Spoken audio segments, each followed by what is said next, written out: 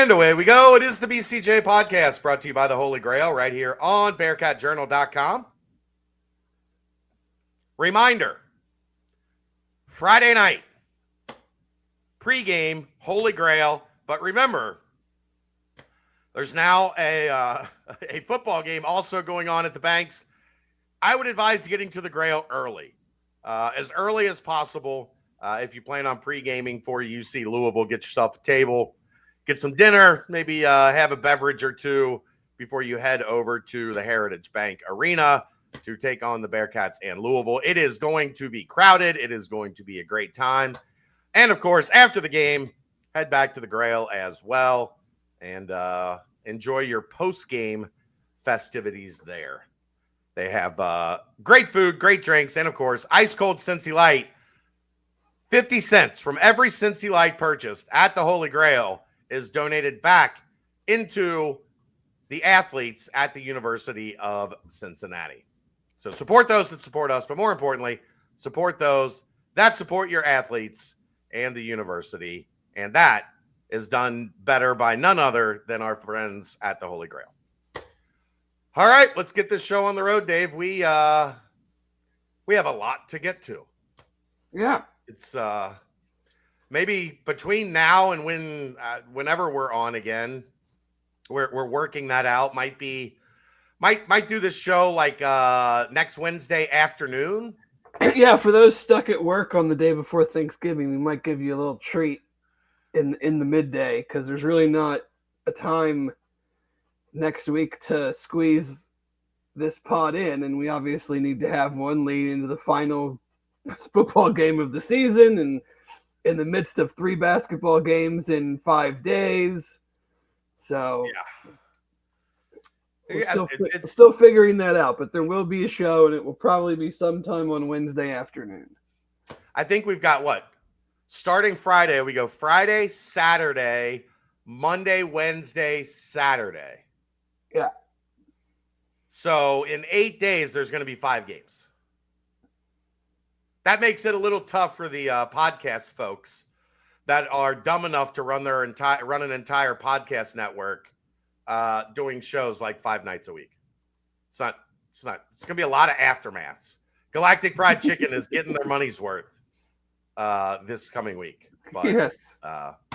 Look for we'll post details on the interwebs as we figure out a time that works, but plan on this show being sometime Wednesday late lunch, somewhere in that window, taking you into the Bearcats playing basketball on Wednesday night, the night before Thanksgiving. So, yeah, it's going to be a lot, Dave. It's going to be a lot. But anyhow, let's get to it. We're coming off of a difficult loss against the Wildcats from Arizona. Cincinnati. Yo, Tucker. Tucker, what's up, man? Bearcats lose by 6.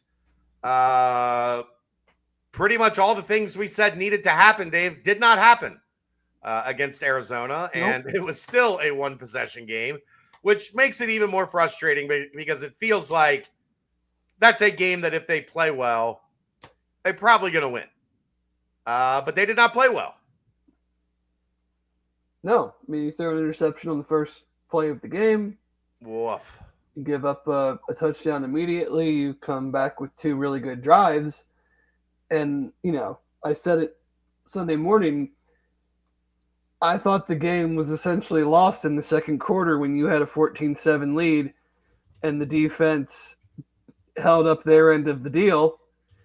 And the offense did, not even just nothing, like literally nothing with it. It wasn't even that we moved the ball a little bit and punted and put them in bad field position. No, you just 3 and out or 5 and out and gave it right back and squandered an opportunity to potentially take I won't call any lead insurmountable, but what is that game if it's 21-7 at half, 24-7 at half?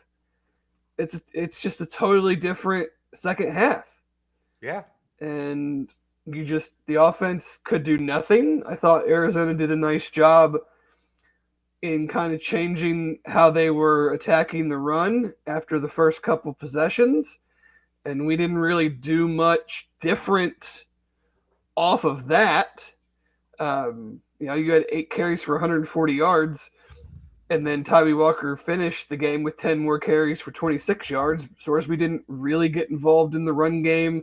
I thought Zion Johnson ran the ball well. I maybe would have liked to have seen him get the ball a little bit more to the outside. I feel like we just didn't really test anything on the perimeter, whether it was Isaiah Johnson, which we had seen often, Cyrus Allen, or Zion Johnson. I mean, I think it was obvious we missed, clearly you missed Evan Pryor. That, you never know who's in the game, but sure. Walker's first long run down the near sideline, if that's Pryor, he scores. So, and I won't say that the second run, because Pryor might not have been able to stay up and cut it back and done all that. That's a bridge a little bit too far, but I thought Zion Johnson ran the ball well. I thought he ran the ball pretty physically. Like, he wasn't afraid to. It wasn't just that they got everything on the edge where he was matched up with linebacker, safeties, and corners, but I just felt like they went away from the run, and we'll get into it kind of in the preview for BYU. But as much as I love Sorsby, he really is a balanced attack quarterback. When his attempts get up there in the 25-plus range against good competition, I'm not talking about against Oklahoma State, where I think he had 30 attempts, or in the Kansas game, which he was forced to have a bunch of attempts because of the game flow, and they don't have a very good pass defense.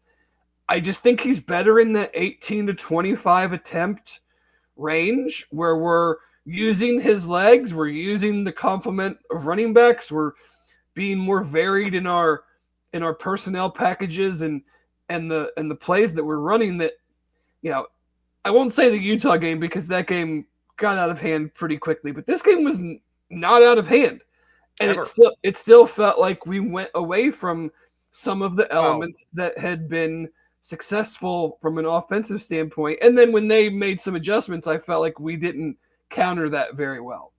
Well, the problem is always the same problem with this team, Dave. All of that is great. All of that sounds great on a podcast. There's not a whole freaking lot you can do when you run 3 plays and you're off the field. Yeah. Like, you don't get to vary things. You don't get to mix things up. You don't get to run different personnel packages at somebody, because you ran 3 plays and you punted. And that has been, look, it was less of a problem early because they were playing bad defenses. And they were able, more often than not, to move the ball once they got that first down and march down the field and scored a lot of touchdowns.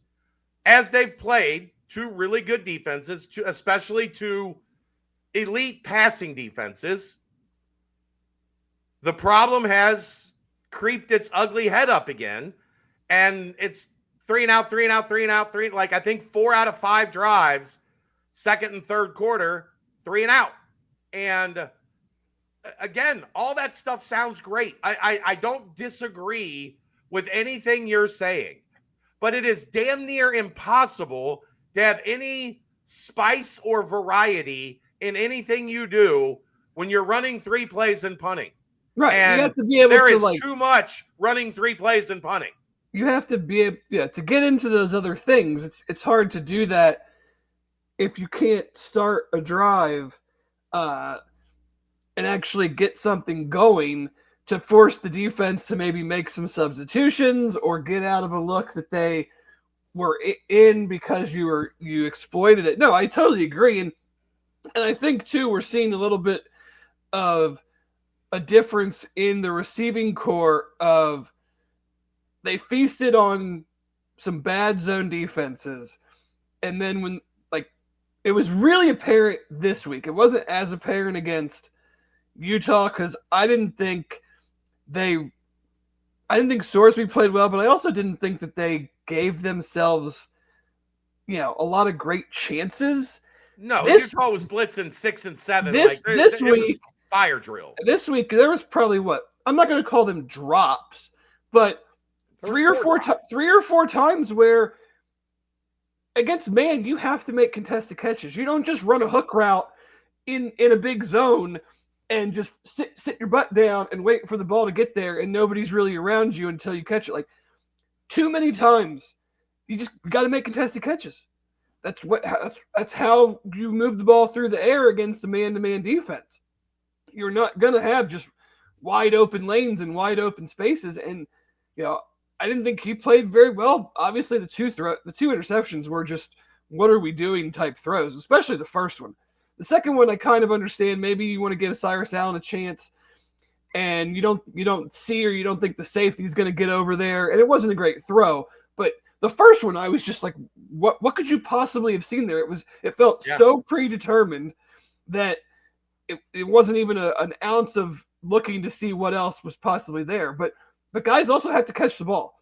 Guys have to be stronger at the point of the catch point and not let guys, disrupt their catch. The one deep ball, I thought that was just a really great play by the defensive back. I mean, he knocked it out, at the last second. Great play there. But some of the other ones were more of the, sit down, catch the ball. Someone's coming from behind you.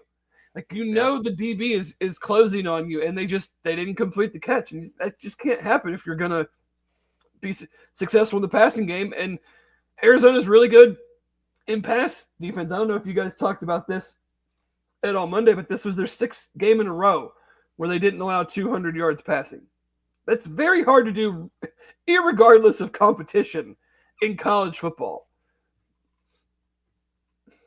Yeah, they played two defenses that were better than Cincinnati's offense. Like that's the only, in going back and watching some stuff and digging into it as much as you can dig into something without like having the all 22 or whatever. Arizona's dudes were better than Cincinnati's dudes, especially in the pass game. And that allowed them to say, you know what? We're walking up our safety. We're walking up our linebackers. And you're not getting out the backside. You're not finding those cut lanes because we're going to fill them. And Cincinnati didn't, the ball over the top to Noah Jennings. You got to make that play. Like, that's how you get that safety to back off a little bit. Like, there were 3, 4, 5, 6 different plays, I think, where you could have made Arizona pay for how aggressive they got as the game continued. Once they got into that, like, I really think it started, Dave. You talked about this, or you tweeted about this, like, live as it was happening. They get that 6 yards on first down from Tawi. I think it was the start of the second quarter. Yeah. And then it might even have been at the end of the first. I think it was at the end of the first because they scored. I think they were still going. They scored their second touchdown with like 6 minutes to go. So you had 21 points in the first 9 minutes of the game. And yeah, I think it was still, they were still going towards the student section. So I think it was still the first. No, that would have been the second quarter. Wasn't it? Because in the fourth quarter, they were going towards the student section too. So they were going towards the student section in the first quarter. Okay. I remember because normally I sit or stand in the end zone that the offense is going towards. Yeah. Because I like watching defense from behind the play. Mm-hmm. And then I like watching offense from in front of the play. So I hadn't even made it past the bench from the opening kickoff when Sorsby threw the interception. Mm-hmm. So I know they were going that way in the first quarter because I was heading that way. Yeah. Mm-hmm. I think it was the end of the first quarter. Walker runs for 6 on first down. 2nd and 4 they throw. 3rd and 4 they throw, and they punt. And at that point, it felt like from there on out, Arizona had them figured out. They were like, they can't beat us. They can't beat our coverage. So we're going to get super aggressive at the line of scrimmage. We're going to guard them one-on-one outside, with very little help over the top. And if they beat us, cool. If they don't beat us, this is what it's going to look like. And the second and third quarter was just absolute defensive domination of Cincinnati's offense by Arizona. Yeah, pretty much. So, we'll see. I read on a BYU message board that the Bearcats brought in an outside consultant to work on new plays, specifically with the defense. Do you think that's possible or just fake news? I have a hard time believing that. Yeah. Brendel. Very hard time believing on that. multiple fronts. Like, okay, say it's true. How would anybody on BYU message board know that? Right. And two, if we're 10 games into the season and the coaching staff needs to bring in an outside consultant in game week to fix the defense, then they should all be fired, honestly. In week 13. Yeah. Like, look, maybe somebody's buddy that doesn't have a job like stopped into practice and like gave some thoughts. That happens regularly where you see a coach that's got a connection. Coaches go, but mainly in the off season they're going and getting new ideas. Well, it would had to have been somebody that was out of a job. Yes, but no, I have a very hard time believing that, Bradley. It was Uncle Rico. Thoughts on Royer not getting involved in the offense? I'm torn on this, Dave, because I'm not. I am. I said he should get 10 in the preseason. I said he should get 10 targets a game. Okay, well, if there's a guy under him and there's a guy over him and he's not open, now I have a hard time believing he's just not open at all. But that wasn't the case. I mean, that wasn't the case. I mean, I'm sure it's the case some of the time, but I also saw plenty of plays where that was not the case. Yeah. And I think this kind of feeds into Sorsby being a little predetermined when he sees man coverage. Yeah. I mean, that's fair. He's you can take any game you want. Kansas, Oklahoma, obviously we're not comparing apples to apples defensively. But what I am saying is, in those games, it was crystal clear that he was really on it when it came to going through his reads. And I just don't see that, especially the last 2 weeks. Now, he didn't have time to go through the reads. See it against Buffalo. He didn't have time to get through many reads against Utah. But last week, I thought he did. I thought some of the pressure that he felt was a little, maybe, I don't know what the right word is, self-inclined.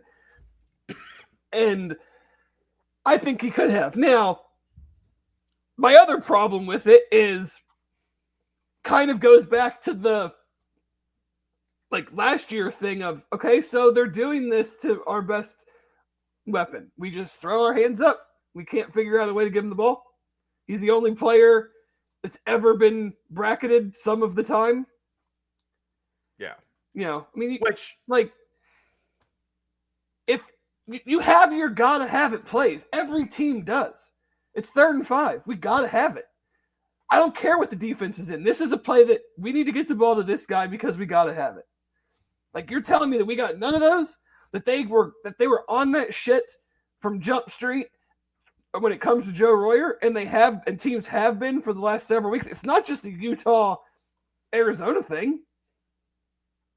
No, but in the other games, the ball was being spread around, and right. there's okay, if they want to focus on Joe Royer, cool, go ahead and do that. And we've got other guys that can beat you.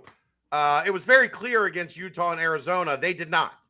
Those guys weren't making plays. Because if that's true, I know Sat talked about a lot of. I mean, I'm sure he does see a lot of bracket coverage, but so that means that if they're committing more players to stuff the run after the first quarter, and they're bracket coveraging Joe Royer, then somebody should be able to theoretically get open. And either those guys are not getting open, or the quarterback's not seeing it. Well, I think there was a couple times, at least a couple times, where Royer was open, and Sorsby just went elsewhere. Yeah. Now the question then we don't know what the progression is. No. And, if a quarterback sees a guy open, he's going to throw it to him. He's not going to go, well, that guy's open, but but to your point, I know what you're going to say, Royer should be higher up the progression. That's what I was going to say. Like, I'm sure on some plays he's the number 1 target or the number 2 target. Right. So call more of those. He should be. Call more of those plays. Right.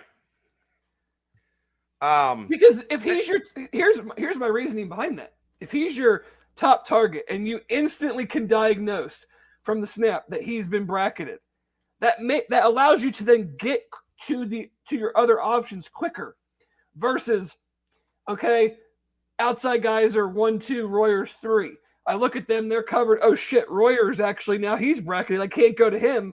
So now I'm running or throwing it away or whatever the case may be. It feels like we're just not getting to him quick enough, which could mean that he's not high enough on the progression. Yeah. I agree. Like they've got to figure out a way. But I'm never going to be one to sit here and be like, well, just throw the ball into double coverage. No, you throw the ball to the person that's open, but you can't tell me that you can't generate opportunities for the guy and that they're just bracketing him the whole game. And the coverage has been incredible. We could throw him the ball one time. And I think he caught it on that would tell me that Royer's not very good. Right. And I don't. If a guy that's supposed to be picked in the first or second round, maybe the third round, I don't know what the hell that's going to happen. But like, if that guy can't beat a couple linebackers and a safety from Arizona, whether they're bracketing him or not, then maybe he's not as good as we've all said he is, which I don't agree with. I don't either. Then we should probably figure out ways to beat that bracket coverage. Yeah. To get him the ball. The other topic I guess we should get into is once again the 3-3-5 defense, Dave. Everybody loves to blame the 3-3. It's the 3-3-5. It's the 3-3-5. No, it's not. I promise it's not. 3-3-5 was fine in the first half. Yeah, well. I mean, you'd say they gave up a bunch of yards, but they really didn't even give up a bunch of yards in the first half. They forced Arizona into medium to long field goals, and they missed. And they punted once too. And they punted. Like that's how this bad boy's supposed to work. If you remember, they had 10 at halftime, and 7 was from the gift that Sorsby gave them. Now, when that defense is out on the field for 35 minutes, including most of the second half, because the offense couldn't get a damn first down, it's not you don't have dominant players. This is not the 2021 Bearcats. By the way, you know what defense the 2021 Bearcats ran, Dave? I do know, but they ran the 3-3-5. Different alignment, but the same. Different alignment, but the only difference being the middle safety was instead a nickel corner. Yeah. But for the most part, 3 down linemen, 3 linebackers, 5 defensive backs. The alignment was a little different. The defense was the same. But they had dominant players. You know why Iowa State has been great at running this exact defense for a long time? They've been great in the defensive backfield and at linebacker. And they've had some good defensive linemen. They haven't been as dominant at that position, but they've had great players playing this defense. And the defense is good. Here's my question, Dave. For the 3-3-5 sucks crowd. You think this defense is better in a 4-man front? They literally have the lowest rated defensive line in the Big 12. And maybe the lowest rated defensive line in the Power 4. It's down. It's low. You want to stretch that group even more thin and put another defensive lineman out there, and then you need 2 defensive tackles to provide depth for Dante and whoever's playing next to him. And the other problem is they don't have a great pass rush. Now, in the first half, they did, Dave. The first half, they got after Fafita. Was he way smaller than you? No. Like from field, I knew he was small. He's like From 6 field foot. level, He's like 6 foot at the most. No way. Zero chance. 5'8"? No. 5'8". I'm telling you. No chance he's 5'8". Wait. Do you think he won't go to the wait for their pro day? They'll probably lie. He is maybe 5'9". Like 5'10" is. They list him at 5'10". 5'10" is in elevator shoes, dude. It was wild from the field how tiny he is. I don't know. It looked like a video game where like you make the quarterback like 5'3", and he just like it looks. Aaron, you were down there. It felt like I was taller than him while he was wearing cleats and a helmet and standing on the middle of the field where it drains from. I've never seen a power 4 quarterback that little before. It's wild. Kudos to him. He's good as shit. That is a little Devin Dampier. You saw him play UC.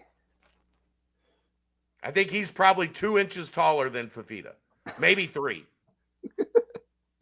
Like that was the first snap he came out. I was like, really? Like he's a little guy. Okay. Well, anyhow. They got after him in the first half. They didn't get after him in the second half. No. But they don't have that high-end edge rusher. It doesn't even have to be like an NFL guy. But they don't have a high-end edge rusher, and they're just average at best at corner. That is maybe one criticism I do have of the 3-3-5 is that it's hard. It's very hard in college and now with the portal and NIL and everything.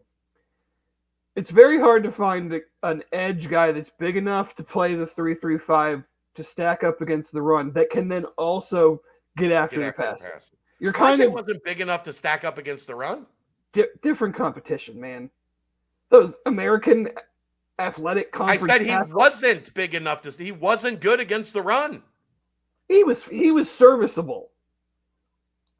Okay. They didn't get blown up running the ball on his side. People yelled about the 3-3-5 when Marcus Freeman was running it because they couldn't stop the run. Right.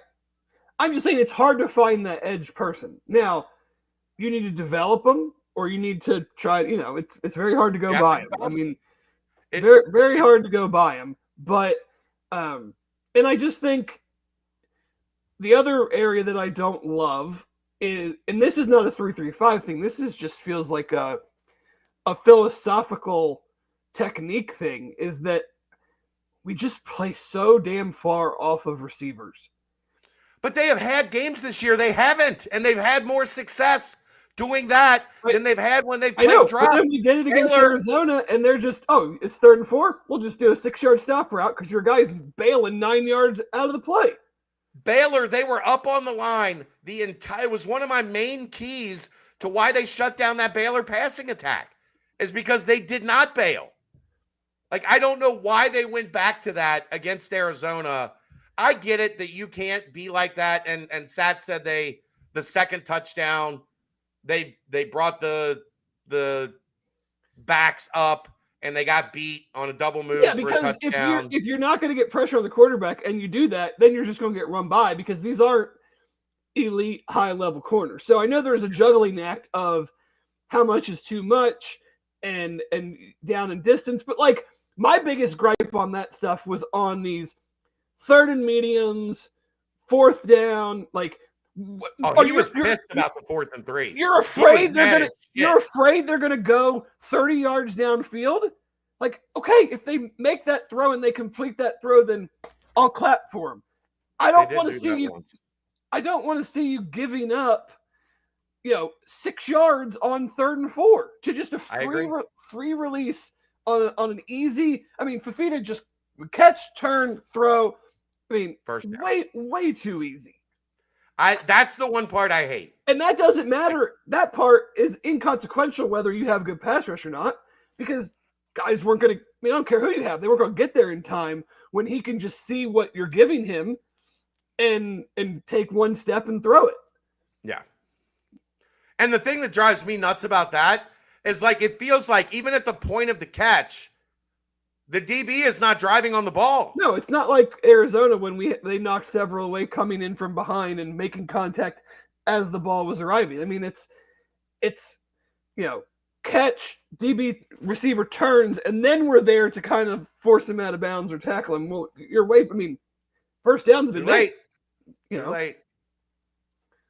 So yeah, it's I don't have. You play I don't have a problem with the concept of the 3-3-5. I have a bigger problem with whatever the philosophical is and the technique that they're working with the defensive backs on, with playing off and then also just never getting your head around. And yeah, I mean, we've talked about that this year.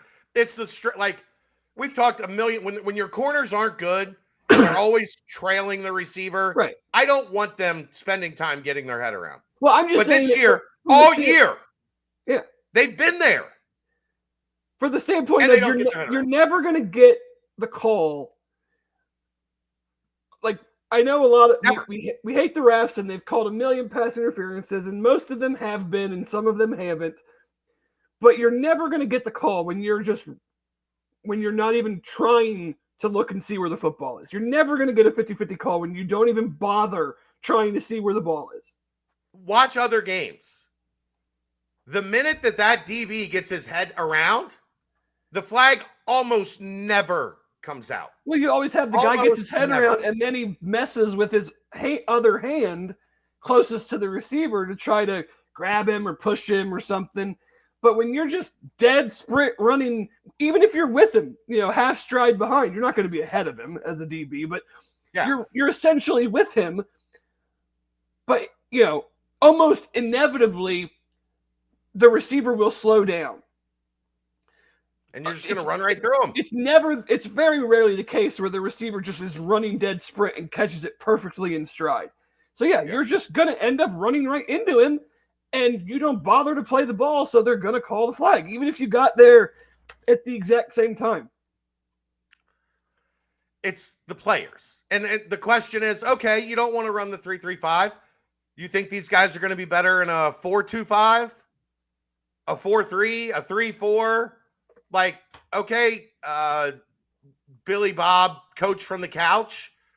What's the perfect alignment for this roster? I think the 3-3-5, as they are currently constructed, gives them what they need to be able to win games, but it's also connected to the fact that the offense, this is a team built around the offense being really good, and then the defense doing enough to get wins, to get enough stops to get a win. Well, when the offense has got 14, 17 points in the middle of the fourth quarter, that's not how this team is built. Like this is not an elite dominant defense. It's a middle of the pack defense. And if you're going to have a middle of the pack defense, your offense better pick them up. And for the past 2 weeks, the offense hasn't.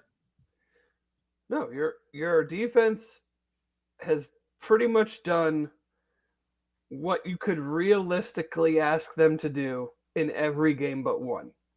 Yeah. And we came into the season, no one made any bones about it. There was no argument to make. This is an offensive team. You need to be an offensive team then. All your best players are on offense. Not all. I mean, obviously Dante's good, Jake Golday's good. Like, not all. But from a unit perspective, you're an offensive football team. You have an offensive head coach who calls the plays. You brought back, 3 offensive linemen and added 2 that they would tell you were probably at the very top of who they wanted. So it's not like it's widely considered one of the best offensive lines in the country. I mean, they're Joe Moore semifinalist or whatever, semifinalist, finalist. I don't even, but one of the top 10 to win the Joe Moore Award. You have a stable of running backs. You have a returning quarterback. You have an NFL tight end. You revamp the entire wide receiver room. I said it till I was blue in the face. Average 30 points, and you can have a successful season. They didn't score 30 against Utah. They didn't score 30 against not Arizona. Even, they didn't score 30, like you said. I mean, you're at 17 halfway through the fourth quarter in a game that your defense did not get run out of the building until late in the game when then they couldn't get stops because they had been on the field right. for because they were like, hey man, we did our part in the first half. They're never going to say it, but like Tyson Vite will tell you, like if we can give you a half like we did, we'd feel pretty good about things. Yeah. And they gave him a half. And then the offense did not hold up their end of the bargain. Yeah, and plenty, 4, 5, 6 opportunities to make that. That's kind of why I don't like. It's frustrating as hell to watch it, but on the whole, they're doing exactly what we said and kind of what we hoped they would do defensively, other than take the ball away. That is just, I don't know what the deal is, that they just can't get turnovers. But other than that, if you told me that this is what the defense was going to do, and we were going to have a top 20-ish, top 25 offense, I'd have been like, yeah, great. That's what I thought this team would be with really good special teams. Then that's how you would convince me in the preseason that this is a, 8-9 type of win team. Yeah. Yeah. I mean, it's the 3-3-5 stuff. I just think everybody needs something to latch onto.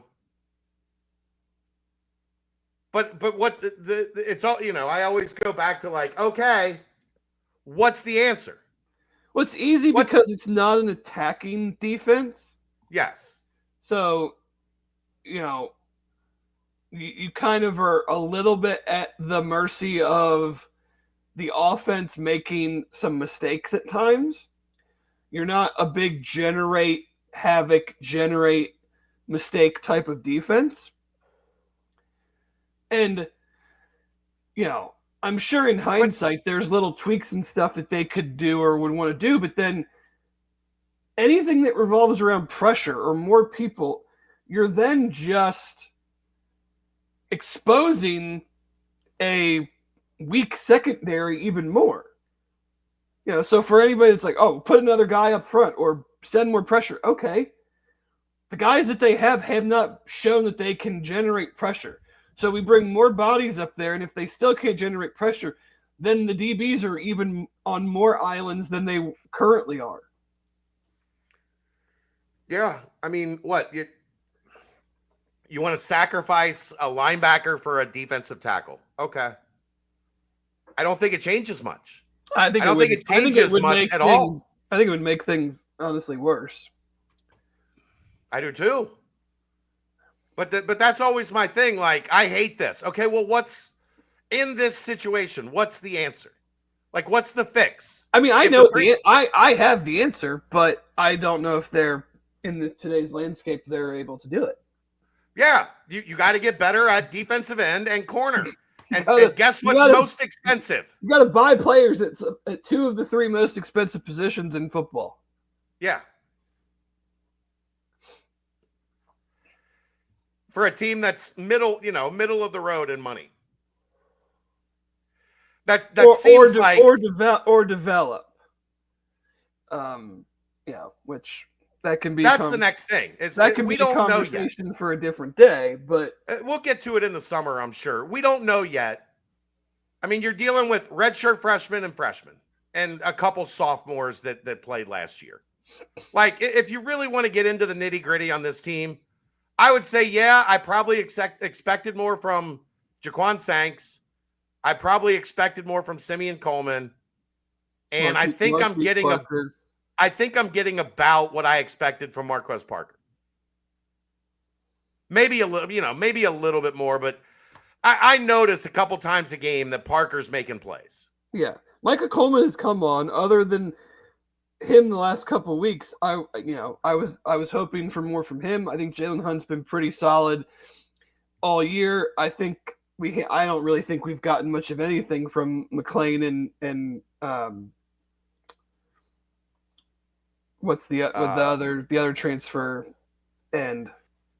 I know I can't think of his name. It's two names. Yeah, White White McLean. Yeah, and then what's the one from Vautech? I'm blanking right now, but yeah, he hasn't. McRae, CJ McRae. Is he on the team?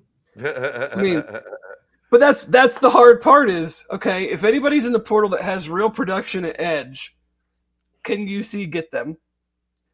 And then if it's more of a project or someone coming up a level or someone that's been at a level and hasn't produced, then why, it's a very interesting thing that we're talking about this now because there's an article from The Athletic talking about Dion and his portal ways and everything. And there was an interesting quote in there where another, I don't know, I think it was a Big 12. I don't know if it was a Big coach 12 GM. Personnel person that basically said, if a guy isn't producing in an Alabama or a Georgia with everything that those programs have at their disposal, why would you think they're going to go to Colorado and start producing there?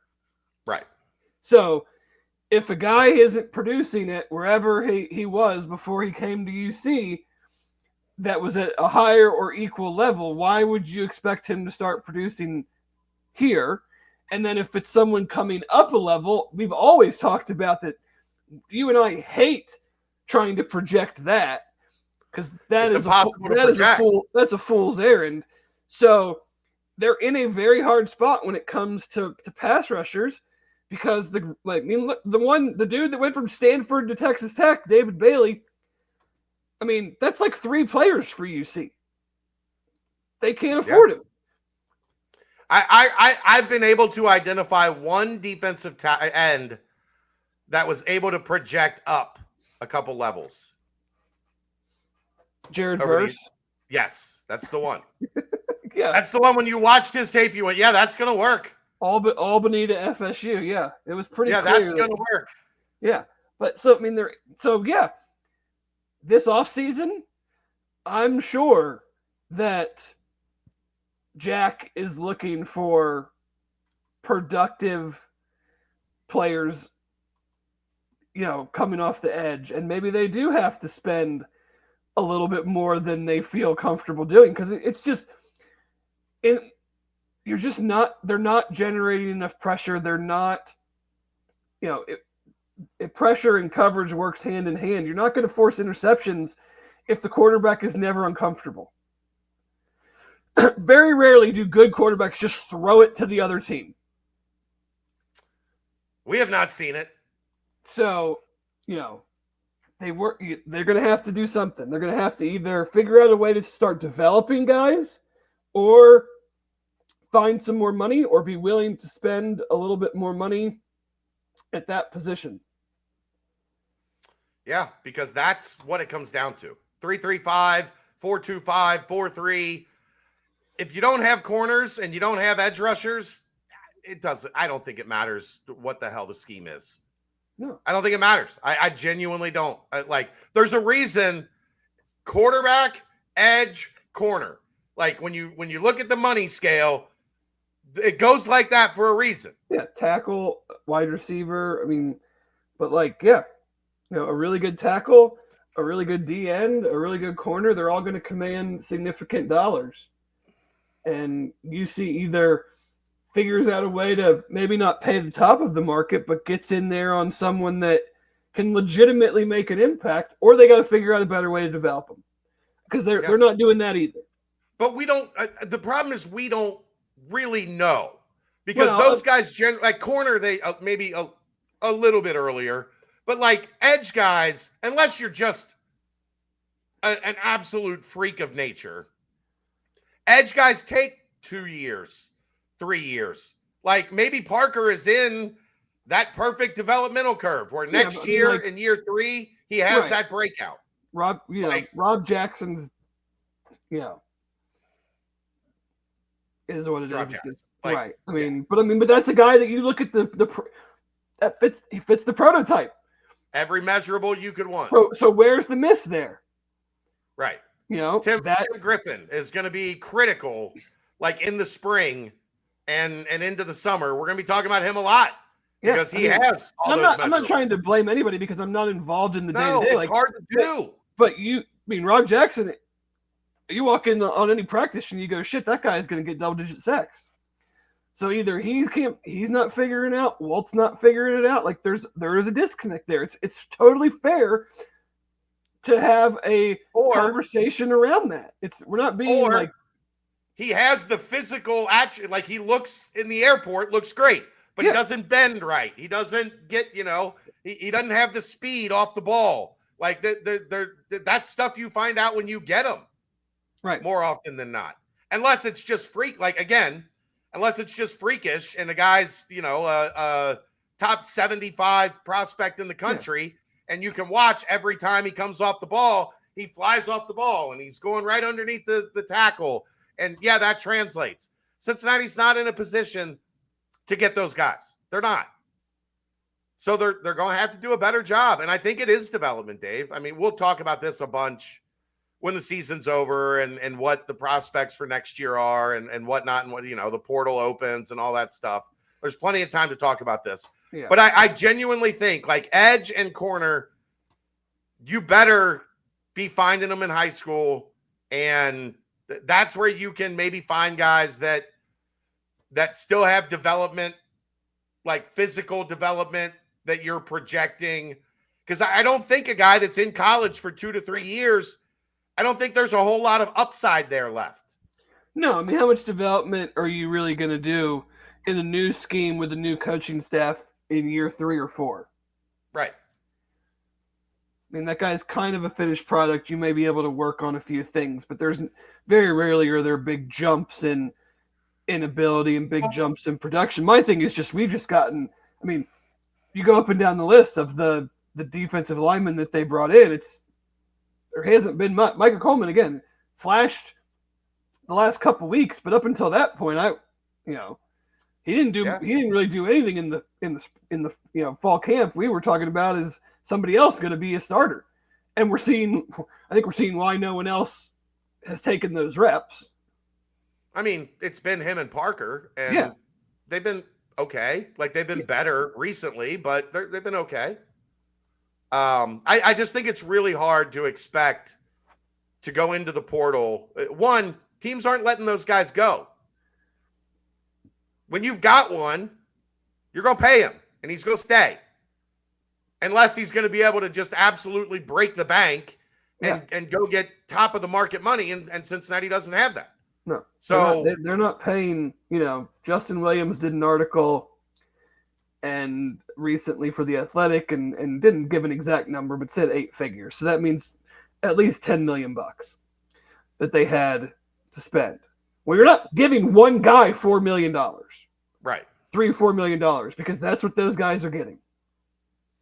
Yeah. Maybe on the very, very low end, they're taking 2.5.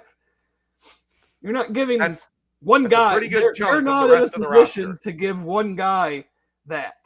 Yeah. So it's not easy. It's not as easy as people think. Hopefully with rev share and a solid season, and there's an increase in that pool, and then maybe you can get, a couple in the, I don't know, I'm just making shit up, $1 million, $750,000, $1 million range. But who the hell knows? They've got Dawson as an edge. He just got bumped today. I'm sure Zach Grant's thrilled. Got bumped up to a 92 4-star. They have him on defense, not offensive tackle. I think he's defense. Yeah, I think. I don't know.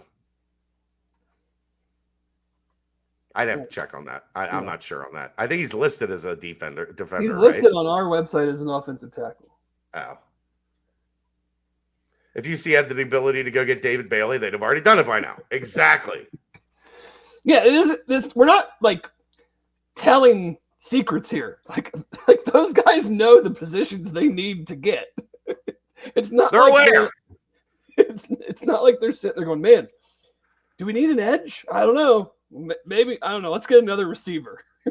Like they know what they need. I know, things I need to do in my life, but sometimes they're hard to do. They see Dawson as a defensive end. There we go. Said he doesn't know why some don't. My source says don't know why some have him listed as offensive tackle, defensive end. I think I'm done with Arizona. We're going to have this conversation many more times as we talk about the roster build for 2026 throughout the offseason. But the 3-3-5 thing, it's I'm just good at texting while podcasting, Matt. Sources. Yeah, sources. We'll get to more of that as time goes on. Let's get into the BYU game first. Bring you the timestamp brought by Turtles Brew. 6% ABV, 0 sugar, 0 carbs, gluten-free. It's a bourbon-infused sweet tea. They have lemonade tea. They have strawberry mint, cherry lime, raspberry peach, orange vanilla. There's more than 50 locations in Greater Cincinnati, over 100 locations around Ohio. All you have to do, go to turtlesbrew.com for information and the location nearest you. Remember, a portion of the proceeds go to Save the Sea Turtles. That brings us to BYU. This segment brought to you by Home Field Apparel. Dave, I don't know. I legitimately don't know of any other outlet that you can get the level and the quality of vintage UC gear that you get from Home Field Apparel. Every time I wear the 2 hoodies that I've got the gray hoodie with the old, like, angry bear cat, and then I've got the red, the Cats hoodie. Every time I wear one of those out into public, I get stopped. The new Game Breaker jacket looks great. I love the Campus Classic pullover. There you see the red one. If you're on the video format, I love the Bearcats baseball one. That's gotten a lot of attention. There's the gray hoodie that I've got. That's the most comfortable one, I think, in the entire line. I've got the 92 Great Midwest Champions. So great stuff. It's all super, super high quality. Quarter zips, joggers, T-shirts, jackets, hoodies, you name it. Home Field Apparel's got it. All you got to do, go to homefieldapparel.com, pull up Cincinnati, and get you great Christmas shopping. Great Christmas shopping to support the Bearcat fan in your life. Or, you could take a screenshot, send it to a loved one, significant other, one of your kids, be like, hey, dad or mom would really like this for Christmas. Homefieldapparel.com. They'll get you taken care of. BYU, big noon kickoff, 8 o'clock. We get a nip at night, Dave. BYU is very good. They maybe are not as elite of a pass defense as we've seen the past 2 weeks. That doesn't mean they are not still a very good pass defense. Moving the ball through the air is going to be a challenge. Yes, they play some man. They also play some zone.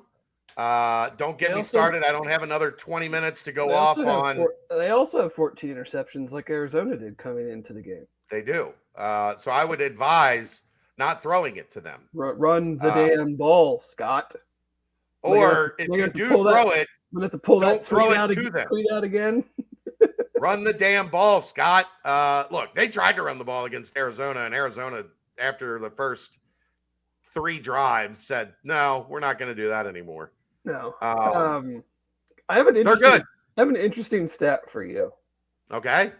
This is just going off of EPA per rush and EPA per pass. Over the last 3 games, Baylor, Utah, Arizona, what do you think's been worse for the Bearcats defense? EPA per rush or EPA per pass? Probably rush.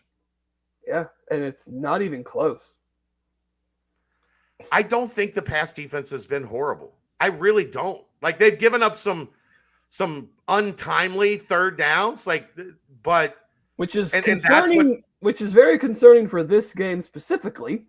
Yes. Because BYU is 12th nationally in EPA per rush and 19th nationally in explosive rush rate. They have LJ Martin, who's a 6'2", 220-pound back. It's averaging 5.6 yards a carry. And then Bear Bachmeier is averaging almost 5 yards a carry, which is a pretty good number for a quarterback. Has rushed for almost 500 yards and 10 touchdowns. They get Parker Kingston involved in the run game with 19 carries as a wide receiver. Very concerned about how we stop their run game. Because while I don't think Bear Bachmeier is this great passing quarterback, I think he has gotten much better as the season goes on. And they do have a high explosive play rate in the passing game.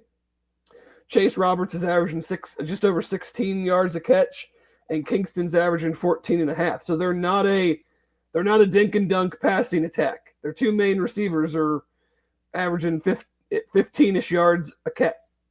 Yeah. So they're going to run the ball with their big power running back. They're going to run it with their quarterback, and then they're going to kill you with a big pass play.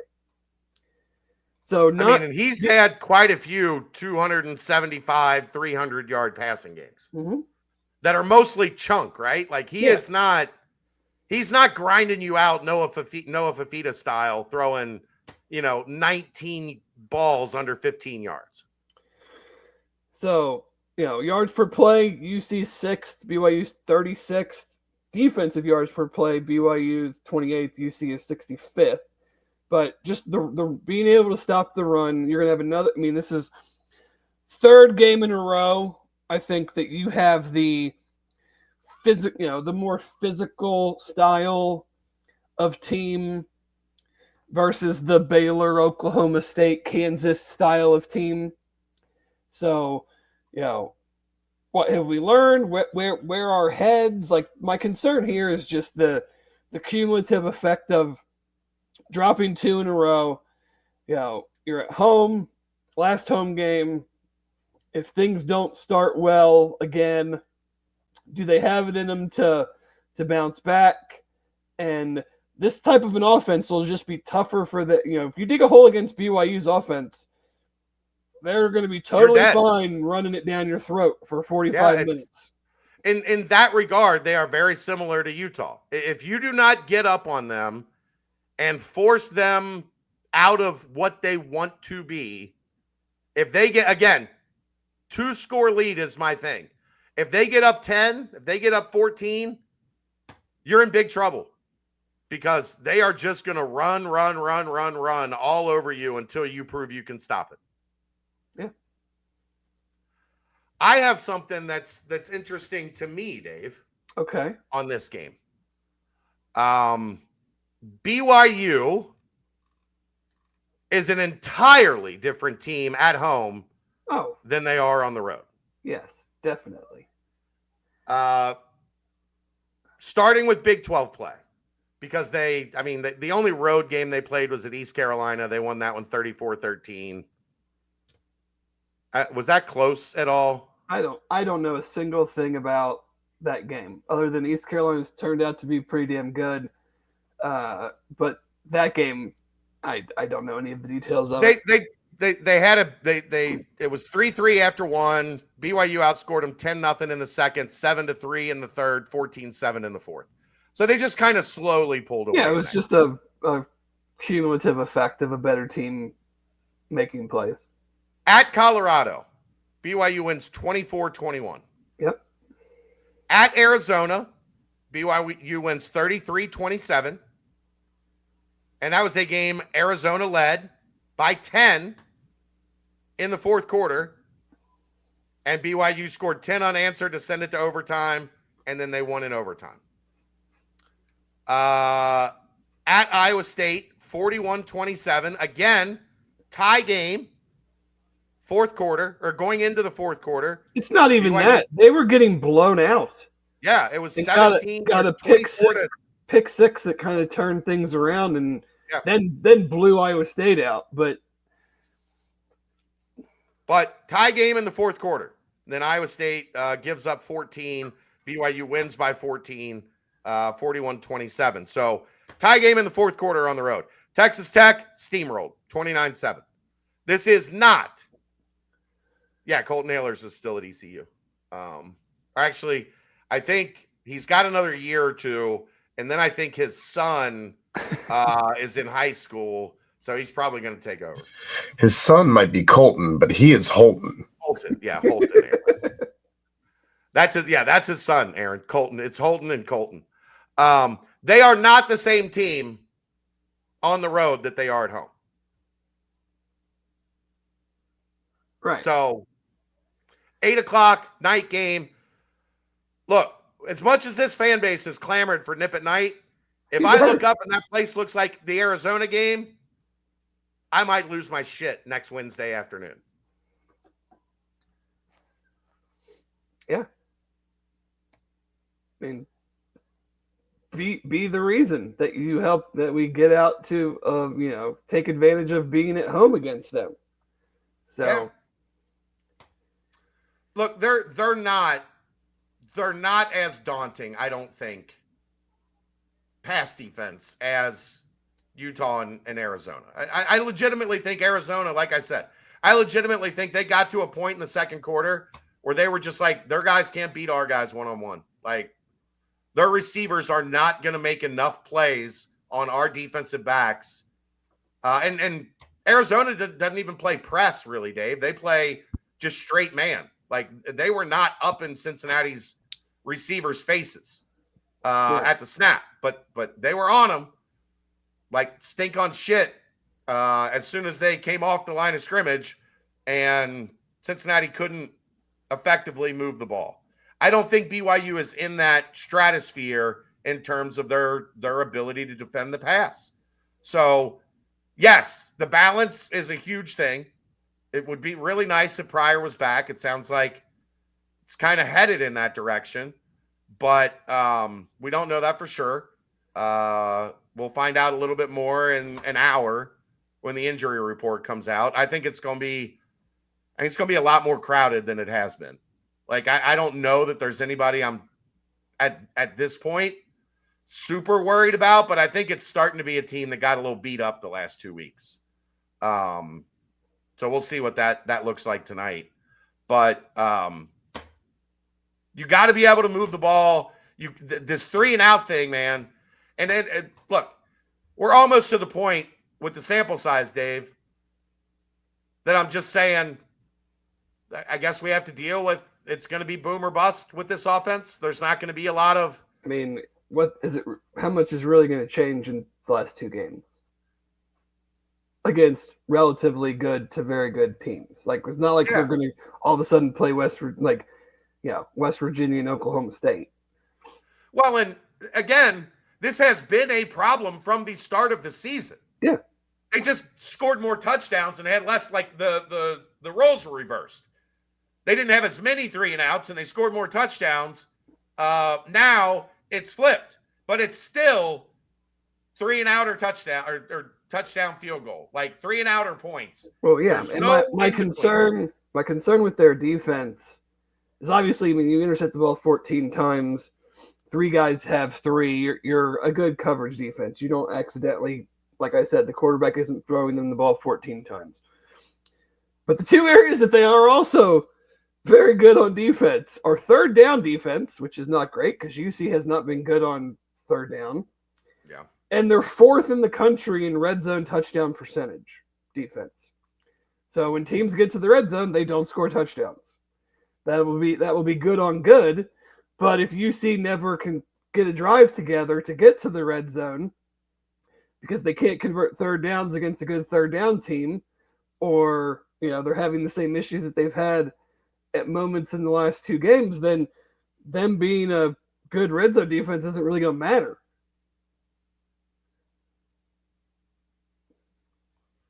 Uh, 5 interceptions in the 4 Big 12 road games, Dave. Their defense. Yeah, 3 of them were Rocco Becht. They did not intercept Texas Tech, I don't believe. It's very hard to take anything away from what they did against TCU last week because TCU just seems like a mess to me and got just dominated right from the jump. Yeah, they blew their doors off. I mean, I think it ended up being 44-13. Yeah, but that was at BYU. So yes, I'm just looking at last games and just yeah. Yeah, they've gotten some of. I'm sure they got that was their get right game after the Texas Tech game. Absolutely. Does it say Hoover threw 2 picks in that game? Yeah, and 183 yards. Yeah, a passing based offense with, I would say, one of the. You got Jordan Tyson at Arizona State. I would probably say Eric McAllister is the second best receiver in the conference. I could easily be overlooking someone. But I mean, he'd be hands down, unanimous top 5. So yeah, you're not even in against a passing team in a game that you were getting your ass kicked and you couldn't break 200 yards passing with one of the best receivers in the country. That's not. It's not great, Bob. No, not great, Bob.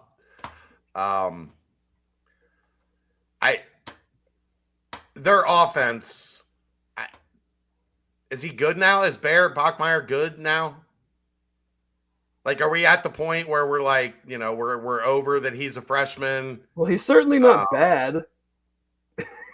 No. Are we at the point where he's like legitimately like this guy's good? I think he's very good for what they want him to do. Yeah.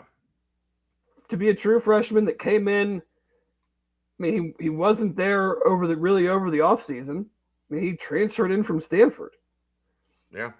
So I mean, I think maybe even I was probably being a bit of a hater because I just hate that he wears number 47. But if you're being realistic, what would you realistically expect the first 6 games of the year from a true freshman who just showed up in the summertime, who is now your starting quarterback? Yeah. I mean, over their last 5 games, he's only thrown 2 picks, or 3 picks, 2 of them against Arizona in that 2 overtime game, and then 1 against Texas Tech. He has been sacked a decent amount. 2 sacks against Utah, 2 sacks against Iowa State, 1 each against Arizona and Texas Tech. But in 2 of his last 3 games, Iowa State, he was 22 of 35 for 307. And then TCU, he was 23 of 33 for 296. So.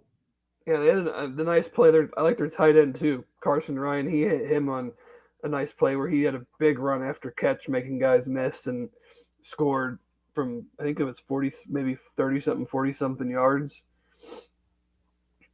Yeah. It's going to be a challenge. The way they've run the ball, it does not match up well with what UC's run defense has done of late. I mean, it's been since the Baylor game that the run defense has been really good. You want to hear the funniest part about that? Baylor's rush EPA per rush was 91st percentile. Which it felt like they kind of dominated Baylor's run game. Yeah, it was just their pass game was so bad that any yards that they actually got was in the run game. What else you got on them? Anything? Jack Kelly, really good linebacker. He's got 7 sacks out of the linebacker spot, and he's missed 2 or 3 games. He's probably their best defensive player. He'll be all over the place, especially if UC runs the ball.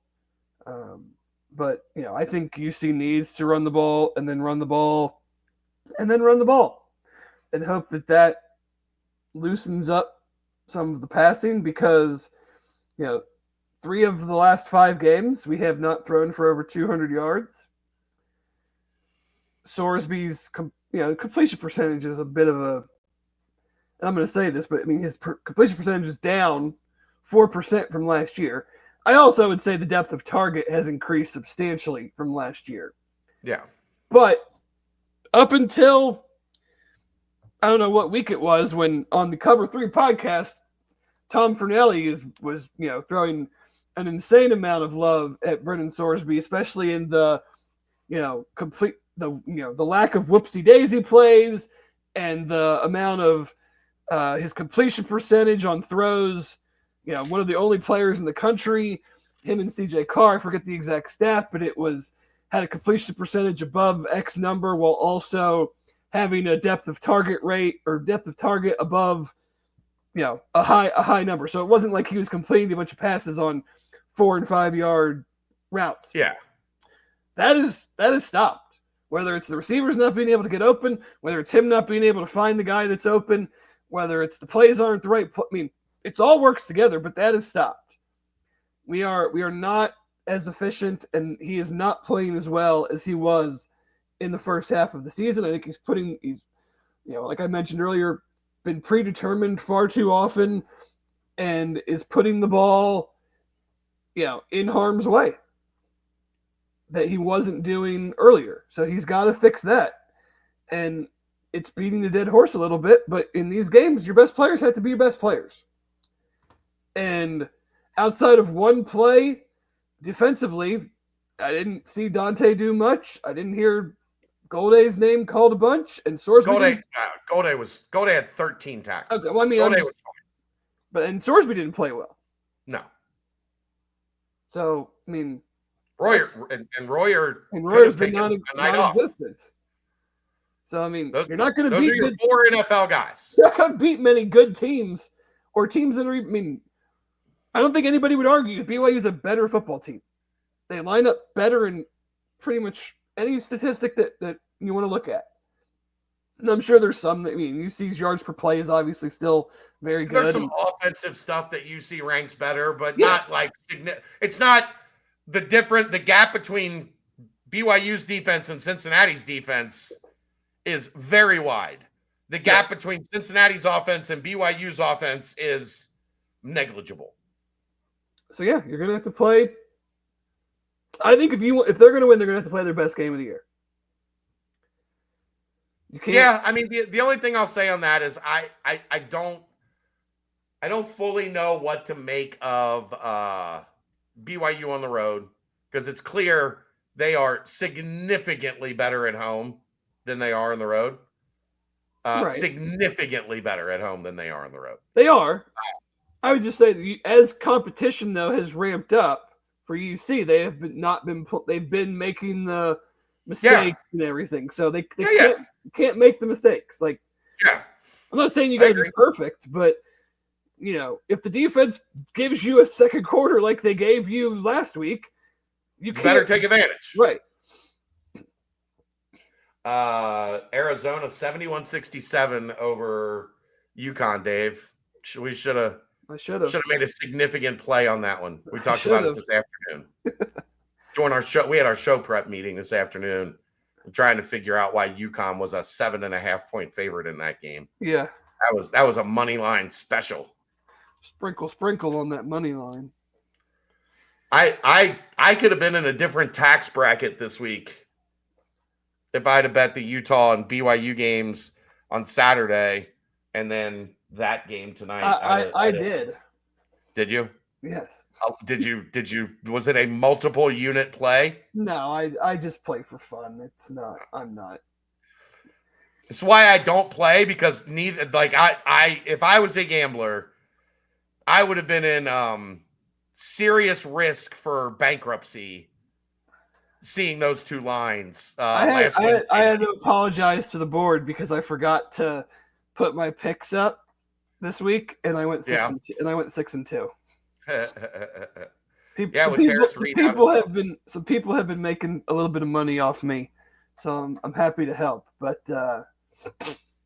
look, I'm not a gambler, and I looked at that Utah and that BYU against Baylor and TCU. Oh, I got another early one for you. Okay. Utah Baylor. Utah only given 8.5.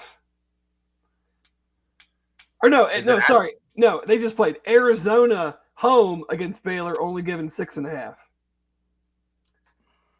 I think Baylor's just a mess. They're not going to throw the ball against Arizona. Right. And Arizona will do whatever they want. Should do whatever they want offensively. That should not be a touchdown game. No. But anyway. What's your prediction? I just don't like where things are right now. Utah's a 2.5-point favorite currently. I just, I don't want to be cliche and be like, you got to show me, but BYU, we already played Utah. or BYU, sorry. Same difference. I mean, Oh, by the way, looking at other scores, by the way. Yeah.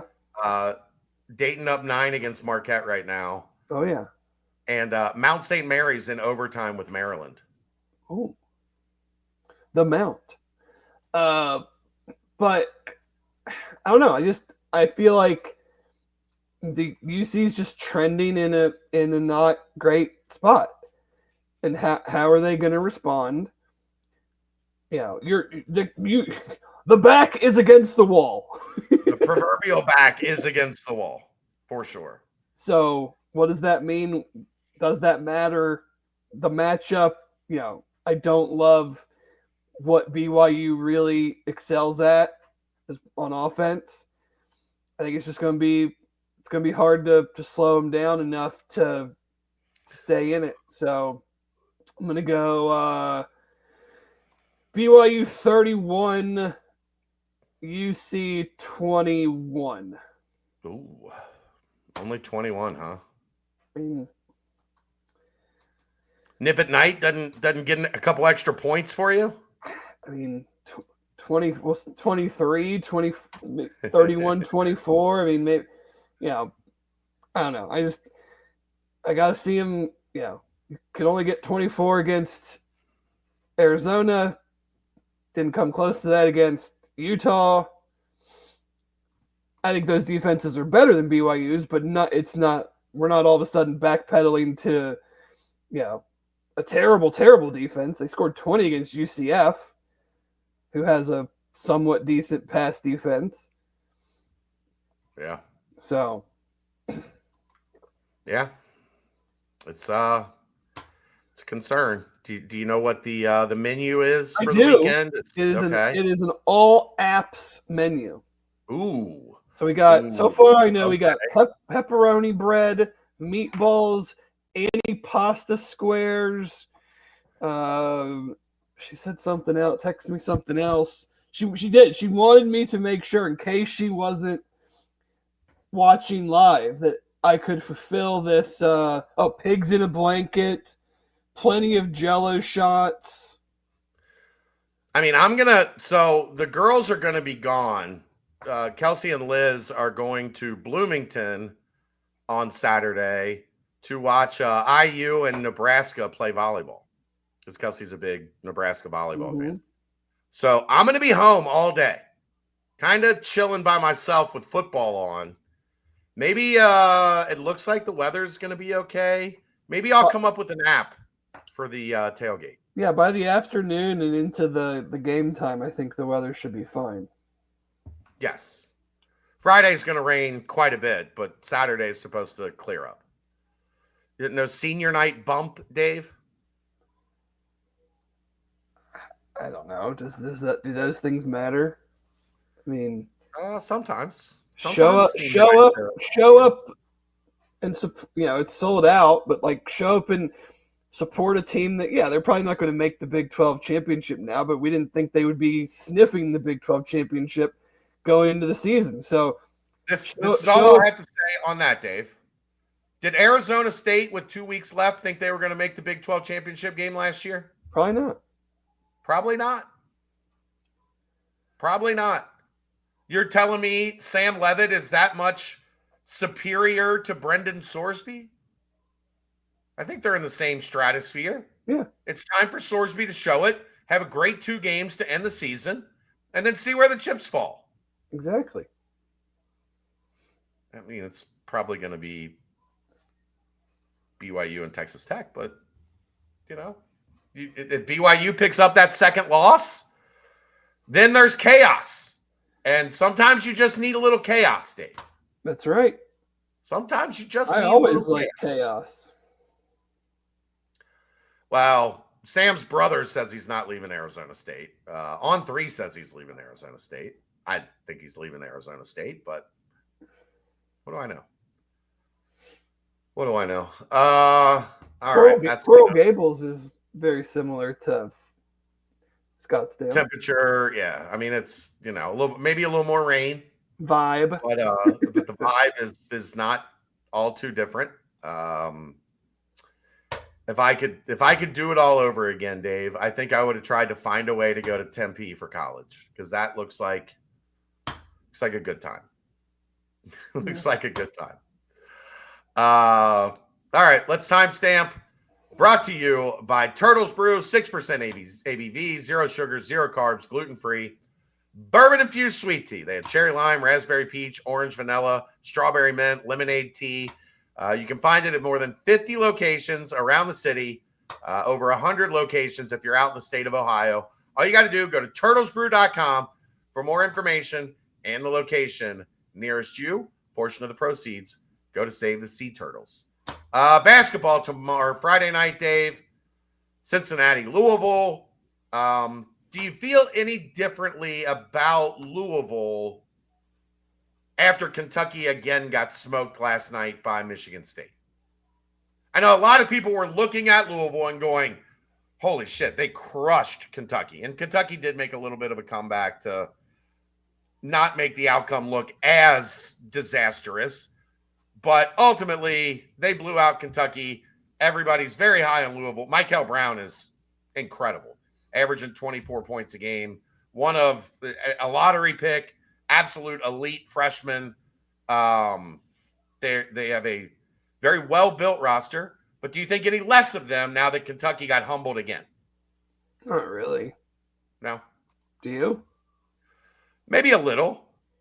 A little. Not a ton, but... I mean, right. Or Michigan State's also better than maybe people thought.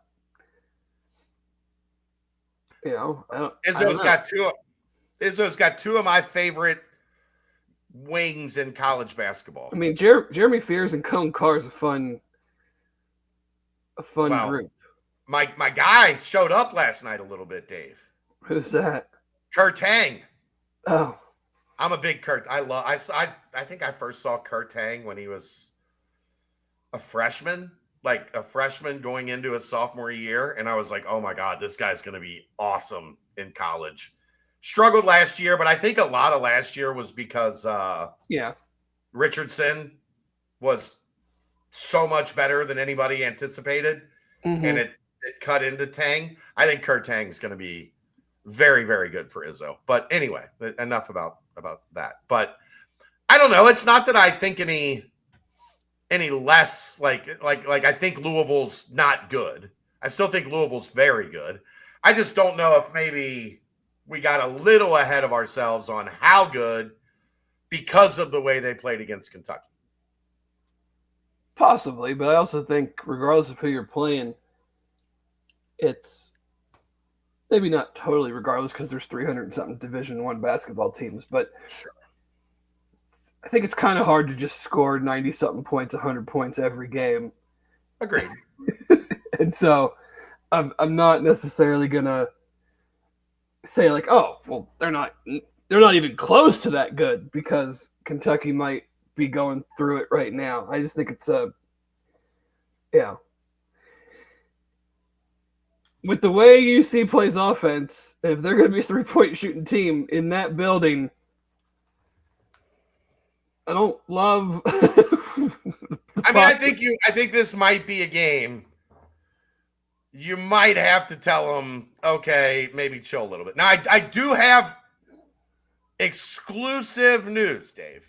Okay. Exclusive news about Friday night. They got new rims. They do. Brand new floor. Floor went down last night or today. So brand new floor, brand new rims. Now, in talking to somebody about that, they refuted my belief that those rims are super tight and said all the rims are measured to a specific PSI. All the rims are the same. I watch enough basketball to watch a ball bounce off those rims versus a whole lot of other rims, and I think that's total bullshit. I agree. That was my argument, but that was the feedback I was given. They did say something that is, I do believe, true, though. It's the backdrop more than it's the rims. Yeah. because you're just in a cavernous, it's a basketball court in the middle of a hockey rink. Yeah. And it's a bad shooter's perspective, and it's hard to shoot there. And I think that's probably accurate. No doubt it's accurate. I mean, you used to see that. You probably still do see that a lot. Like, teams in the old Big East, you'd go from playing a game in essentially a high school gym at Villanova, and then you go play a game at the Carrier Dome. Right. Yeah, it's foreign. You're not used to it. You can have a walkthrough and a practice or whatever, but that's not going to prepare you to play in a game where there's nothing behind a basket for, unlike at most arenas or gyms. Yeah. So new floor, new rims. That's the exclusive BCJ content breaking news tonight, Dave. I like it. I don't think it's going to matter, but I like it. The interesting thing to me will be the tempo. Yeah. Both of them are among the, Louisville's in the top 10, I think, in tempo. Cincinnati's right around 20. Do they want to play at that tempo, or do they not want to play? Like, does Cincinnati want to try to slow it down a little bit, or are they content with just let's run up and down the floor? I mean, my thinking is I would want to try to slow it down, but I think that's easier said than done if you're not making shots. You have to make shots to slow it down. Yes. But my only problem with slowing it down, Dave, is they've got the best player on the floor. Yeah.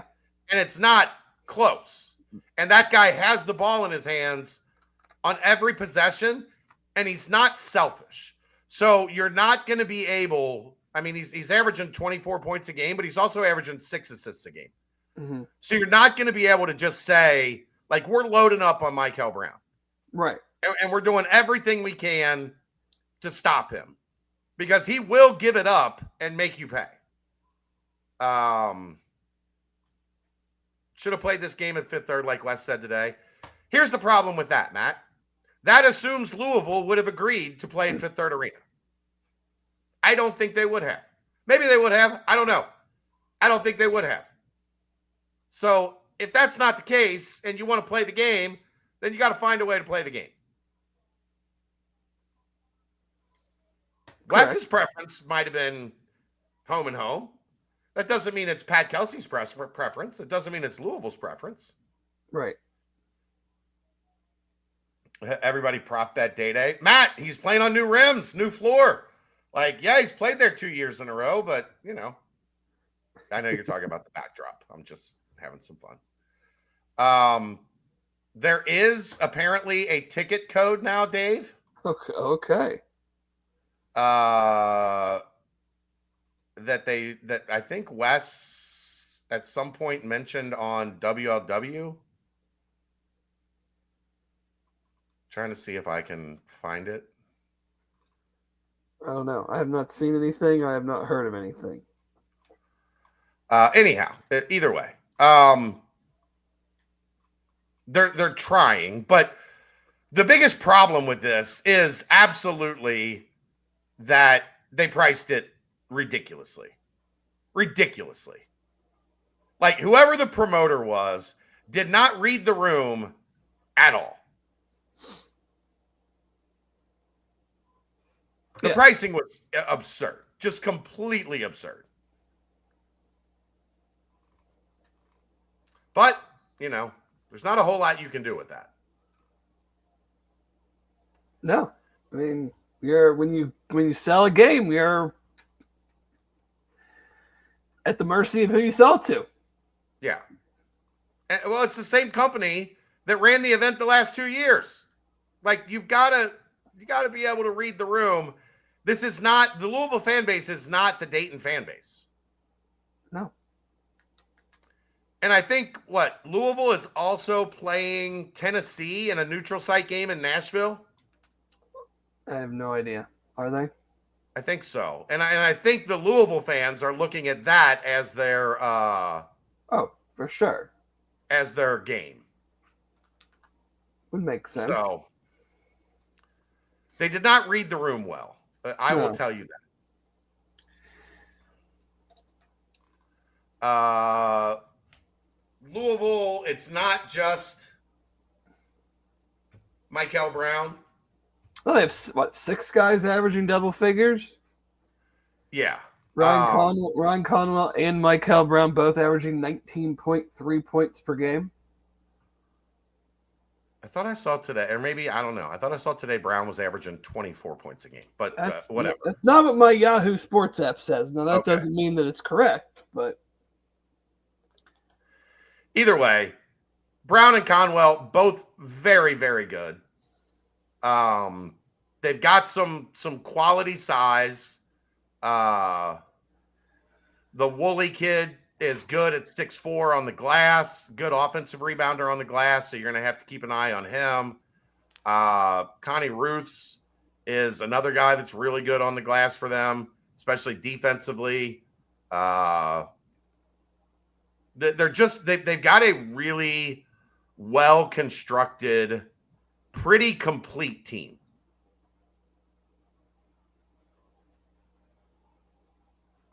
And you're looking, Brown, McNeely is their kind of shooter. That's crazy to think they've got a shooter with Conwell on the roster. Mm-hmm.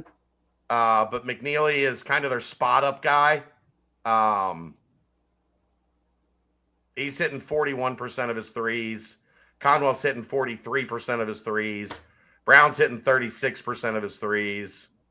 Three guys. Is this a game where, I mean, can you try to, with Chum and Baba, McKinley a little bit, can you try to get something, like take them down into the post a little bit, or do they, can they defend that? They seem like a more of a perimeter-oriented team. They are, but they've got some decent size. Sananda, I think that's his name, Sananda Frew, is their starting center, 6'11", 245. So he's a big guy. They've got Javon Hadley at 6'7", 210 that plays power forward for them. So he splits time with Connie Ruths, who's 6'10", 215. So he's more Baba's size. Wonder, if that's going to mean he'll see a little bit more time. And then they've got an old friend as their backup center, Dave. Who's that? Ali Khalifa. Oh, that guy. Remember him? I do. From BYU, the excellent passing that just diced up Cincinnati's defense from the high post. Yeah. When they played BYU a couple years ago. He's their backup center. So they've got size. They're 6'11" and 7 foot at center, and then 6'7" and 6'10" at power forward. I do think there's a chance that Chom and Baba rim running could be effective if you can get them down the floor quickly. I think they should have a speed advantage a little bit against those two guys. But outside of UC hitting 13 to 15 threes, how do they win this game? Louisville shoots 20% from three. Okay. I mean, it's a significant portion of their offense. Right. Brown, Conwell, and McNeely shoot a lot of threes. Mm-hmm. They fire away. Your transition defense is going to have to be good. If their transition defense looks anything like it did against Arkansas, it's a bloodbath. I would say defensive rebounding needs to be. Defensive rebounding, yeah. You cannot be better. You cannot let them get on the offensive glass. They're 52nd in the country in offensive rebound rate at 37%. 78th in the country defensive rebounding rate at 78%. Cincinnati's 235 in offensive rebound, 16 in defense. So Cincinnati is going to have to be really, really good on the defensive glass. But yeah, they're going to have to play. I mean, I know it's early. It doesn't mean a whole lot. You're looking at the number 2 Ken Pom defense against the number 2 Ken Pom offense. You and I have both talked about, we don't think this is the number 2 defense in the country. So no, I think in terms of like top end individual defensive talent, Cincinnati is that good. But I don't think they're playing defense at that level yet. No, because I don't think they're connected yet defense. You can't be losing at the half to Mount St. Mary's. Well, and that was, but you know what I mean. Like, if you're that good of a defense, you're not. It almost doesn't matter what you're doing offensively against that level of a team. You're not losing that game. That's also a team that was shooting 20% from 3 on the season that shot 54% in the first half. If Louisville shoots 54% from 3, I might be in my car headed back to the old homestead at the intermission. So defense is going to be really the thing, because I think Cincinnati can score on Louisville. I don't think Louisville's defense is anything really to, I mean, they're 55 in defense. Well, at this point of the season, right they're now, probably just a mentality of, let's just go play offense. No one can stay with us. Yeah. I mean, Ohio scored 81 on them. Yeah. Jackson State scored 70. Kentucky scored 88. And that's a Kentucky team that's not a great offensive team right now. Well, but also, I mean, what is the points per possession in those games? Because I'm sure the possession numbers were extremely high. They're extremely high. Yeah. But I mean, Louisville's not a defensive juggernaut. No. So I think Cincinnati's should be able to score. Should. If you come out and you shoot awful, yeah, Mount St. Mary's lost to Maryland in overtime. And I think they were up 6 with like 2 or 3 minutes left, and they let it get away.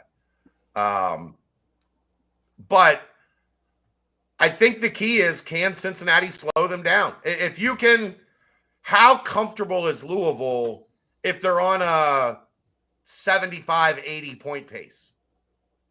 Because they've scored 104, 106, 96, and 106. So can you make them uncomfortable and keep them from playing at the pace that they want to play at? I think that's the key to the game. Do you, knowing that they're a good 3-point shooting team, but just from a sense of trying to give them different looks, do you 3/4 court press it all? Do you zone it all? Just to vary things so that they at least have to take a second to see, how do we want to attack this, versus we know we're going to get the same look every time, so we can just get the ball and go and go and go.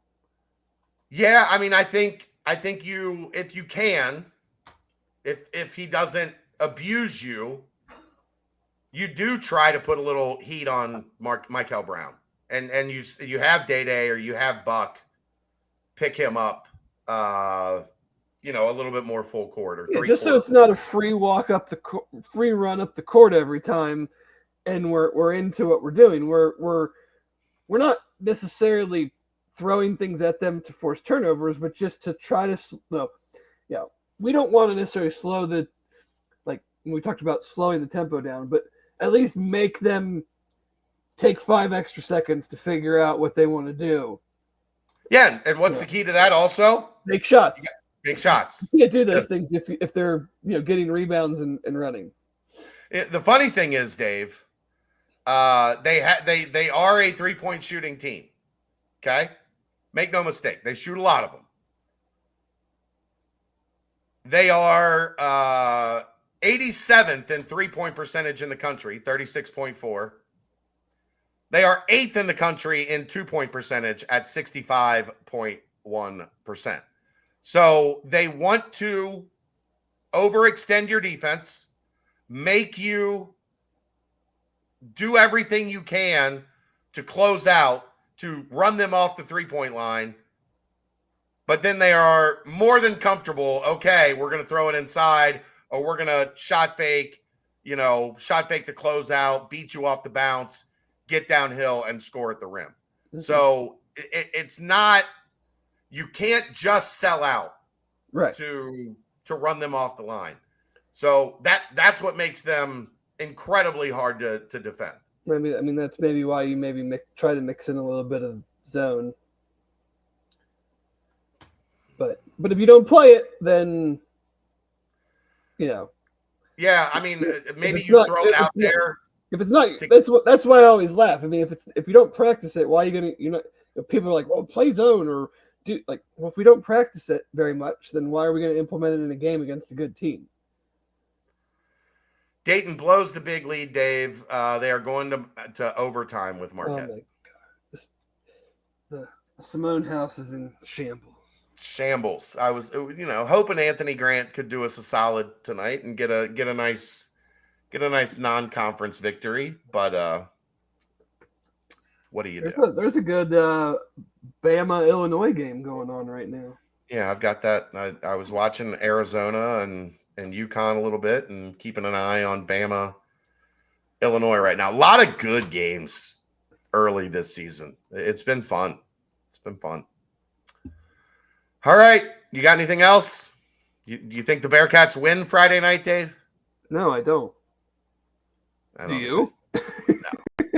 What do you think the line's going to be? That's what I'm more interested in. So this is going to surprise you. You know what the score predictor on KenPom is, which is usually a pretty good indicator of the line? I don't. Guess what the final score on KenPom is predicted? 83-77. Shut up. You looked. No, I don't even know what. No. Did I nail it? 83-78. Oh, man, that was close. I mean, you literally can't get any closer. Without getting off it right. by 1 point. Yeah. Off by 1 point. No, I mean, I have no idea. I mean, you probably have to have like some sort of membership to see that anyway, don't you? You do. I certainly don't have that. You have the football stuff, and I have the basketball stuff. 83-78. I'm gonna guess. I'll say if that's the line or thereabouts, we will be making a heavy play on the Cardinals. I'm gonna guess 7.5, maybe 8.5. I think it'll be under 10. I'd like him closer to that 83-78 number. Sure. So 9.5, you think, Matt? I would not be shocked by that.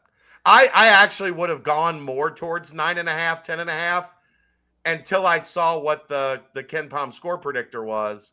And Vegas is typically pretty close to that. Yeah, like a point and a half, 2 points. Yeah. So if it's 5 and the line is 9.5, I would be a little bit surprised at that. KenPom has Louisville with a 67% chance of winning. So I think that probably, if you're looking for market inefficiencies, Dave, that is probably a result of Cincinnati being number 2 in KenPom on defense. Right. So they think they're going to hold Louisville to a lower score. That makes sense. I mean, they've been averaging practically 100 points a game. He's got them scoring 17 under basically what they're averaging. So the only other game that they have Louisville scoring less points. What, Duke? No. They have Louisville predicted to score 82 points against Tennessee. Yeah. And 82 points against Clemson in February. Every other game, Louisville is predicted to score 83 or more. So they're giving Cincinnati's defense a ton of weight there. That will change as we get more data. But that's where the data is at right now. You got a 6-pack ready to go so we can get out of here? Well, considering that this week's slate is just absolute garbage, I got a 5-pack. Okay. I literally couldn't pick. There was no. I mean, it would be stretching so much to even find another game. It's so bad. let's get to it's Sunbelt Saturday. So let's get to the Cincy Light Six Pack brought to you by Cincy Light. Right there. You got 5 games in 8 days coming up starting Friday. You better do some heavy contributing to the Bearcats NIL fund with a bunch of Cincy Light. The defensive line counts on you. Yeah. The edge rusher of the future is the ball's in your court. I mean, when I go through these games, you'll realize how hard this was to pick games. Okay. We're going to start in Missouri at Oklahoma, noon, ABC. I think Oklahoma's defense is really, really good, and I just don't – Missouri runs the ball really well, but I don't know how they put drives together to score enough points to win on the road here. Oklahoma keeps themselves in position to make the playoff unless John Mateer just does some more John Mateer stuff and decides to just give the ball to the other team. I like Oklahoma here in a pretty low-scoring game. Then we're going to go Louisville at SMU. Noon, ESPN2. Louisville has definitely fallen off with, I believe, back-to-back losses. SMU still in the hunt to make the ACC championship game. Don't ask me about the tiebreakers after Georgia Tech has lost and Louisville's lost 2 games in a row. I have no idea who's in position to win this conference. But this should be a crazy game, noon in Dallas. Could be a lot of points in this one. Yeah.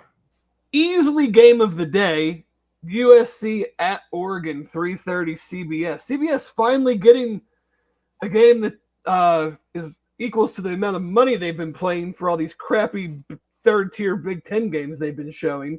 Last week it was Penn State, Michigan State. I'm sure when they signed up for this new deal that was what they had in mind. But USC at Oregon. USC has been a vastly, like we talked about earlier with BYU, USC has been a vastly different team on the road versus at home. They have some, I don't know if the guys are going to be out per se, but they have some injuries along the defensive line, and Oregon is one of the best rushing teams in the country.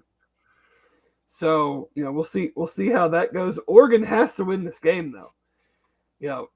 It's not getting talked about very much that they are, I mean, maybe it is, but they lose this game, they're probably not making the playoff with the way things seem to be falling around them, and especially if USC wins it, and then USC now has that win over them, they are going to be in position to make the playoff.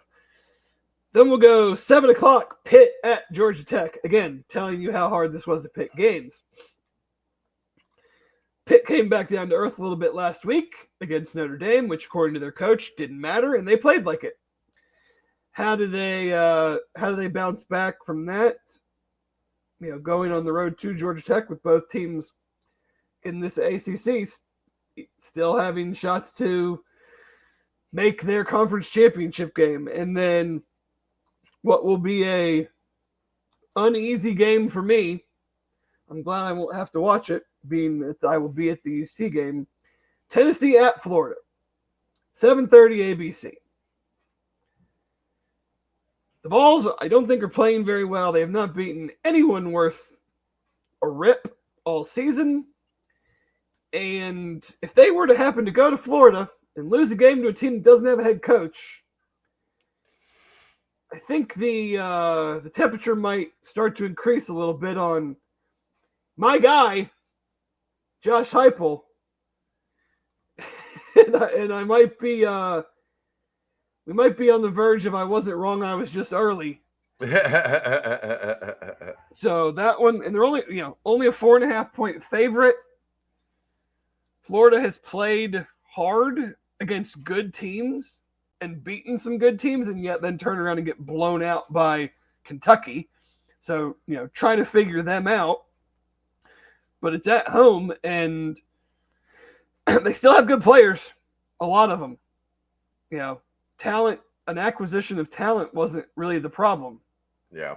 So, who knows? But I would suggest for Mr. Heupel not to lose this game. Because guess who they play next week? Vandy at home.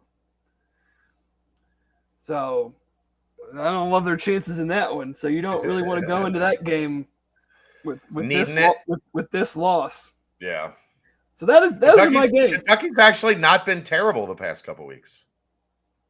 I mean, relatively speaking. Well, they were terrible early. Yeah. They have not been as terrible of late. The sixth game is Elder and St. X, Dave. That's your six-pack. I don't know shit about either one, other than Elder has that one kid that committed to UC and then decommitted. Yeah. I'll go St. X by 7. Because Elder had a kid that committed and then decommitted? Pretty much. Okay. Who has more attendance, Friday night, Heritage Bank or Paycor? Paycor. Oh. I think Paycor will have more people than U.S. Bank can hold. I think they had more people on the first day they sold tickets than they had sold for the basketball game. I'm told 9,000 tickets sold for the basketball game so far. Well, they sold 7,000 the first day for the football game. Yes, and that's why they moved it. Yes, I think it holds 16,000 for basketball. U.S. Bank Arena. There will be far more than 16,000 people at Paycor Stadium. Yeah. Oh, the football game. And then your thoughts on Franklin and Virginia Tech. I think that's as good as Virginia Tech's ever going to do. I don't think he's a terrible coach. I just don't think he's an elite coach.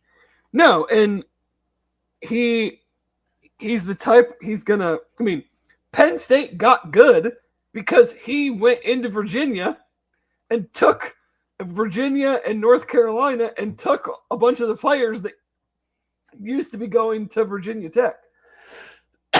Excuse me. And the guy still coaches and operates with a massive chip on his shoulder. And he's certainly going to do that at Vatech. And you just have let's not sugarcoat it. The ACC is considerably worse than the Big Ten. So Dayton's going to win, Dave. Dayton wins 77-71. Go Dayton Flyers. Man, I've never wanted to punch anyone as bad as I wanted to punch the people in that band 2 years ago when Will's going to their game on Saturday. At the game at US Bank 2 years ago, they were right here. Right here. Like there was no room to walk between me and the Dayton band for 2 hours. Go Dayton Flyers. The Oakwood social event of the day. Every Flyers game. That would have been nice if Mount St. Mary's would have also gotten Maryland tonight, but things looking up for the much maligned Cincinnati non-conference schedule with number 6 Louisville on the docket Wednesday. Let's see how it goes. Yeah, I think it's a great fit for both Franklin and Virginia Tech. I think they have a chance to be really, really good in the ACC, like pretty quickly. Well, if I did hear I did hear something funny today. It's always did you read the fine print? We've talked about it. Much has been discussed of the whole Virginia Tech Whit Babcock PowerPoint presentation and how we need all this new infusion of money and that they have agreed to the money and blah, blah, blah. And X number of millions and millions of dollars each year. The fine print of that says each year 30 million of it will come from donations. So good luck, Whit. So, yeah, go get him. Now, James Franklin will be out there. He is a front-facing type of guy. But, yeah, that's why it's kind of always got to read the fine print. The university is not just forking over $50-something million a year. They're still reliant on you going out and generating the funds. Is it? Well, yeah, the funds will be there. Whit, you gotta go get them. Mm-hmm. Good luck. Now, I do think that's a pretty passionate, pretty large fan base. They were Franklin's probably going to give them. As soon as they fired Brett Pry, there were still tons of people going to the games. Yeah. I think they will. You'll see a significant bump for Franklin. Like, I think they're going to be a pretty big factor in the ACC. The good news is he doesn't have to win many top 5 games in that league. No. So there aren't many top 5 teams to beat. There you go. That's why I pay you the big bucks, Dave. That's right. All right. That's going to wrap it up. Thanks to everybody for tuning in. And stay tuned this weekend. It's going to be a fun one. Keep an eye out. We'll let you know when next Wednesday afternoon you can find this show. That's the BCJ Podcast, brought to you by the Holy Grail, live from the Cincy Light Studios, right here on BearcatJournal.com.